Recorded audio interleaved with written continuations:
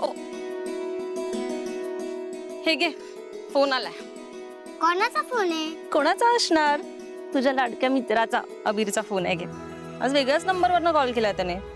बरं जाऊ दे, तुम्ही बोला, मी आलेच. हॅलो अबीर बोल. हॅलो ओवी, तुला माहित असतं का ग काल आमच्या घरी काय झालं असतं ते? अबीर, मला तुझ्याशी बोलायचं होतं. खूप मोठी गोष्ट सांगायची होती तुला. तुझी मोठी गोष्ट ठेव बाजूला म्हणतो मी. माझ्याकडे ना तुझ्या त्या गोष्टीपेक्षा 10 पट मोठी गोष्ट असते की ग. नाही अबीर, तू आधी सांग. तुझे बाबा सारंग बाबा काल ना आमच्या घरी आलेले असतात. काय? हो ग, 100%. पण माझा बाबा कशासाठी आला होता? काय काम होतं त्याचं तिकडे? नेमकं काय काम होतं ते माहित नसतं बघ मला. पण नक्कीच काहीतरी खूप मोठं झालं असतं म्हणतो मी. माझ्या आईमध्ये, माझ्या आजोबांमध्ये आणि तुझ्या बाबांमध्ये जोराचं भांडण झालं असतं. माझी आई खूप रागात असते बघ तुझ्या बाबांवर. अरे बापरे अबीर, आता तर माझी खात्रीच झालीये. तुझी आई आणि माझे बाबा अगोदरपासून एकमेकांना ओळखतात. हो ना, मला पण असंच वाटत असतं बघ. म्हणून मी आजोबांचा फोन घेऊन तुला फोन केला असतो. आता तुझी ती गोष्ट आहे ना, ती सांग मला. अबीर, आत्ता सगळं माझ्या लक्षात आलं. बाबा सकाळी माझ्याशी खोटं बोललाय. खोटं म्हणजे काय खोटं बोलले असतात तुझे बाबा? काल रात्री खूप उशीर आला आणि येताना दारू पिऊन आला. काय? दारू? माझा सुपरीला दारू पिऊन आला असतो? हे कसं शक्य असतं? अबीर, मला पण आधी धक्का बसला. मी माझ्या बाबाला असं कधीच बघितलं नव्हतं. मला खूप राग आला होता. सकाळी मी त्याला खूप वरडले, खूप रागवले मी त्याच्यावर. त्याने मला सांगितलं की त्याच्या एका केसमुळे भांडण झालं होतं, म्हणून तो दारू पिऊन आला. आता मला समजलं, तुझ्या आईशी त्याचं भांडण झालं असणार, म्हणून त्याने दारू प्यायली. हे प्रकरण खूप डेंजर असतं बघ. हे खूप मोठं सिक्रेट असतं या मोठ्या माणसांचं. आपल्याला हे शोधून काढलंच पाहिजे. हो अबीर, नक्की काय झालंय हे आपण शोधून काढूया. मागच्या वेळेस मी तुला एक मिशन दिलं होतं, ते लक्षात असतं ना तुझ्या? केलंस ना तू? सॉरी अबीर, मी खरंच विसरले रे.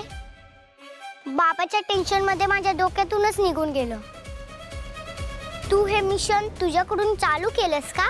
खरं सांगू का, मी पण विसरलो असतो बघ, पण आता विसरत नाही बघ. आपण आजपासूनच काम सुरू करूया. ठीक आहे अबीर, ओवी मिशन स्टार्ट. बेस्ट लक. तुला पण ऑल द बेस्ट अबीर. ठेवतो.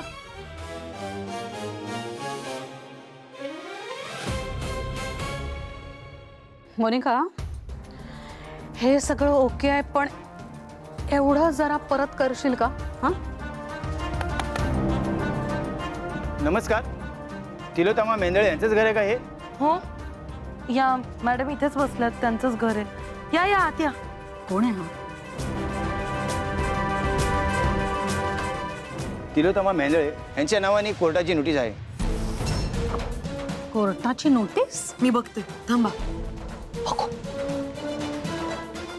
कोणी पाठव? जगन्नाथ पंडित यांच्या वकिलांनी नोटीस पाठवली आहे.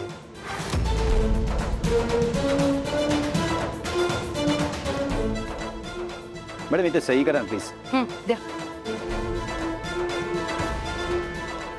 जा तुम्ही जा. थँक्यू. आई, काय आहे त्या बावळट माणसाने? काय कुठली नोटीस पाठवली आहे? एक सेकंद थांबशील, वाचू मी.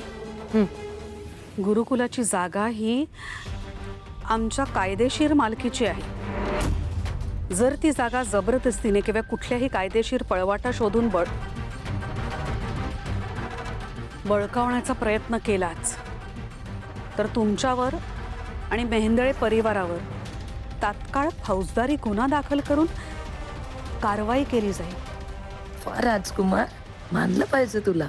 तू तिकडे गुरुकुलाला नोटीस पाठवलीस आणि तिकडून त्यांनी उलट तुझ्याच आईच्या नावाने कोर्टात केस ठोकली.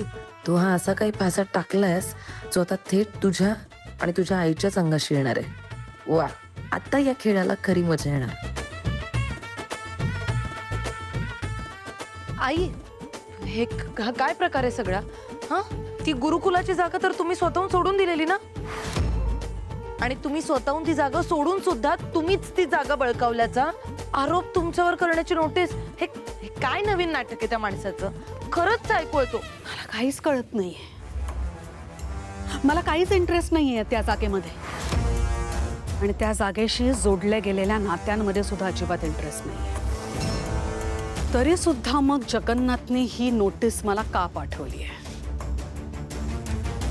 याचा अर्थ त्याला माझ्याबरोबर भांडण उकरून काढायचंय या पद्धतीने. त्याला काय वाटलं, मी शांत बसले, गप्प बसले तर मी कमकुवत आहे, मी माघार घेतली?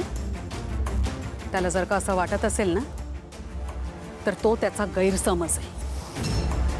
आता या त्याच्या नोटीसचं उत्तर मी त्याला कोर्टातच देईन. बरोबर आहे आई तुमचं, पण मला ना एक वेगळाच प्रश्न पडलाय. ती इतकी चांगली जागा, एवढी करोडोंची प्रॉपर्टी तुम्ही अशीच का सहज सोडून दिली? म्हणजे नक्की काय कारण होतं त्या मागे? मोनिका, मी तुझ्या सगळ्या प्रश्नांची उत्तरं द्यायला बांधील नाहीये ना. किंवा तुला असं वाटतंय का की माझ्या आयुष्यातले सगळे निर्णय मी तुला सांगून किंवा तुला विचारून घ्यावे? ओ नाही नाही नाही नाही आई, हे बघा असं काही नाहीये. मी आपलं सहज विचारलं होतं. I am sorry. मी जाते, मी जरा शुभ्राकडे बघून येते.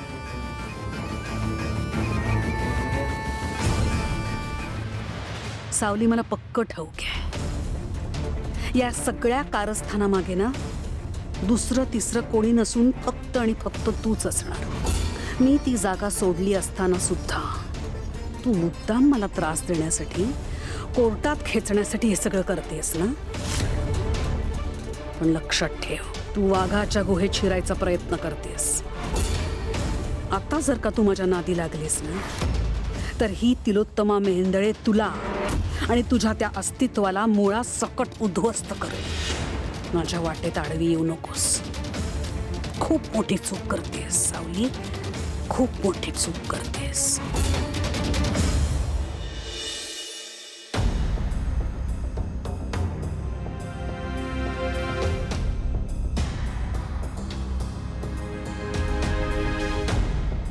आई आणि ओबीच्या बाबांमध्ये नक्की काय कनेक्शन असतं ते मला आज शोधूनच काढावं लागेल. काहीतरी आहे जे माझ्यापासून लपवलं जाते आणि ते मला आईच्या खोलीतच सापडणार.